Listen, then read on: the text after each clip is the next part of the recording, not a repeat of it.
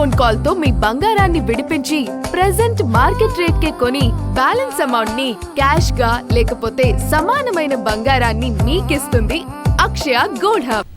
దేశంలోని ప్రముఖ ప్రజాభిప్రాయ సర్వేలలో ఒకటైన India Today C voter mood of the nation తాజాగా కీలక వివరాలు వెల్లడించింది.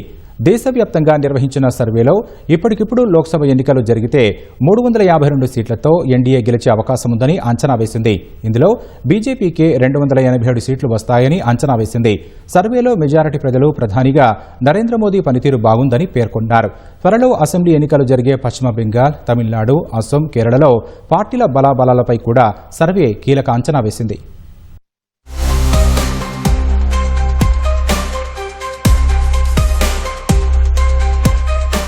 India Today C voter mood of the nation survey ప్రకారం ఇప్పటికిప్పుడు దేశంలో లోక్సభ ఎన్నికలు జరిగితే ఎన్డీఏ 352 సీట్లు గెలిచే అవకాశం ఉంది.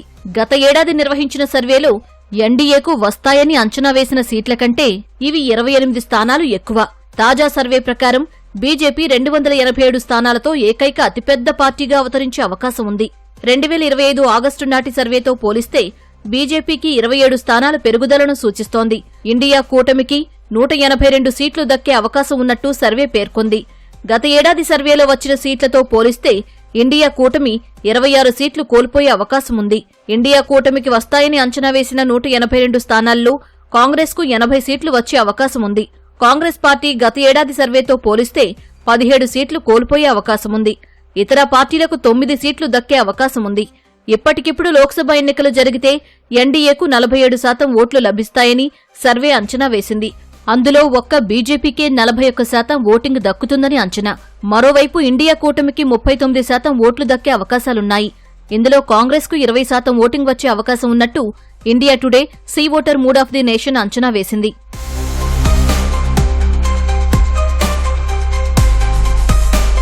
త్వరలో అసెంబ్లీ ఎన్నికలు జరిగే పలు రాష్ట్రాల్లో సైతం సర్వే అంచనాలు వెలువడ్డాయి. లోక్సభ సీట్ల పరంగా చూస్తే పశ్చిమ బెంగాల్లో మళ్లీ మమతా బెనర్జీ పార్టీ టీఎంసీదే హవా కొనసాగే అవకాశం ఉంది. బెంగాల్లో టీఎంసీకి 28 లోక్సభ సీట్లు దక్కే అవకాశాలున్నాయి. 46% ఓటింగ్ వచ్చే అవకాశం ఉంది. మమతా బెనర్జీ పట్ల కొంత వ్యతిరేకత ఉన్నా ఆమె సంక్షేమ పథకాలు ముస్లిం ఓటు బ్యాంకు కాపాడతాయని అంచనా. బీజేపీకి 14 సీట్లు దక్కే అవకాశాలున్నాయి. ఆ పార్టీకి 42% ఓటింగ్ వచ్చే అవకాశం ఉంది. గత సర్వే కంటే బీజేపీ ఇక్కడ పుంజుకుంది. అయితే ఓటింగ్ శాతం పెరిగినా టీఎంసీని దాటి సీట్లు సాధించడం సవాలుగానే ఉన్నట్టు అంచనా. తమిళనాడులో డీఎంకే నేతృత్వంలోని ఇండియా కూటమికి తిరుగులేదని అంచనా.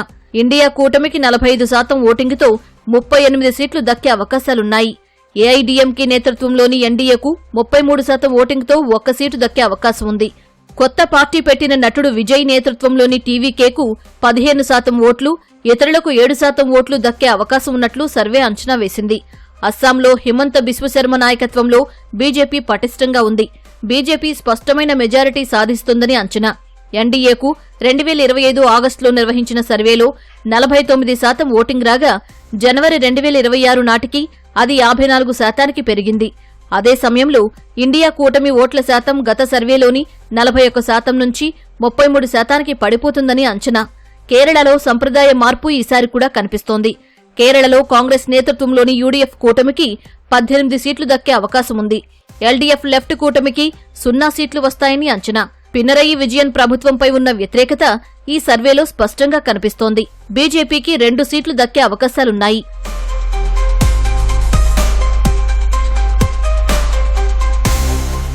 మెజారిటీ ప్రజలు ప్రధానిగా మోదీ పనితీరు బాగుందని భావిస్తున్నారు. అయితే ధరల పెరుగుదల, నిరుద్యోగం కేంద్ర ప్రభుత్వ అతిపెద్ద వైఫల్యాలుగా పరిగణిస్తున్నారు. ప్రతిపక్షంగా కాంగ్రెస్ పనితీరు బాగుందని 41% మంది రేటింగ్ ఇచ్చారు. కాంగ్రెస్ కు నాయకత్వం వహించడానికి రాహుల్ గాంధీకి మొదటి స్థానం ఇవ్వగా ప్రియాంక గాంధీకి 2వ స్థానం ఇచ్చారు. ప్రతిపక్ష నాయకుడిగా రాహుల్ గాంధీ పనితీరుపై మిశ్రమ అభిప్రాయాలు వ్యక్తమయ్యాయి.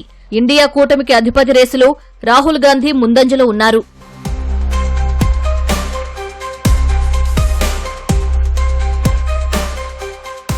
బంగ్లాదేశ్లోని మైనారిటీలపై జరుగుతున్న అకృత్యాలకు ప్రతిస్పందనగా భారత్ మరింత బలమైన చర్యలు తీసుకోవాలని 47% మంది కోరుతున్నారు. 25% మంది భారత ప్రతిస్పందన సరిపోతుందని భావిస్తున్నారు. 18% మంది ఈ సమస్యను ప్రపంచవ్యాప్తంగా తీసుకెళ్లి ఒత్తిడిని పెంచడం ద్వారా పరిష్కరించాలని అంటున్నారు. ప్రధాని మోదీ హయాంలో పొరుగు దేశాలతో భారత సంబంధాలు మెరుగుపడ్డాయని మెజారిటీ ప్రజలు భావిస్తున్నారు. పొరుగు దేశాలతో భారతదేశ సంబంధాలు మెరుగుపడ్డాయని 51% మంది విశ్వసిస్తున్నారు. 35% మంది సంబంధాలు క్షీణించాయని భావిస్తుండగా 12% మంది అవి యథాతథంగా ఉన్నాయని చెబుతున్నారు. నిరుద్యోగం ఎక్కువ మందిని ఆందోళనకు గురిచేస్తోందని ఈ సర్వే చెబుతోంది. 42% మంది నిరుద్యోగం సమస్యను చాలా తీవ్రమైందని పేర్కొన్నారు. జీఎస్టీ స్లాబ్ కోతల ప్రభావం వినియోగంపై పరిమితంగానే ఉంటుందని భావిస్తున్నారు. అమెరికాలో ట్రంప్ రెండోసారి అధికారంలోకి వచ్చిన తర్వాత భారత్ అమెరికా సంబంధాలు మరింత దిగజారిపోయాయని మెజారిటీ ప్రజలు భావిస్తున్నారు. ఆపరేషన్ సింధూర్ అంశంలో ట్రంప్ ఆరోపణలపై కేంద్ర ప్రభుత్వ స్పందనపై ఓటర్లలో భిన్నాభిప్రాయాలు వ్యక్తమయ్యాయి. 39% మంది ప్రభుత్వం తగిన విధంగా స్పందించిందని చెప్పగా 38% మంది దీనితో ఏకీభవించలేదు.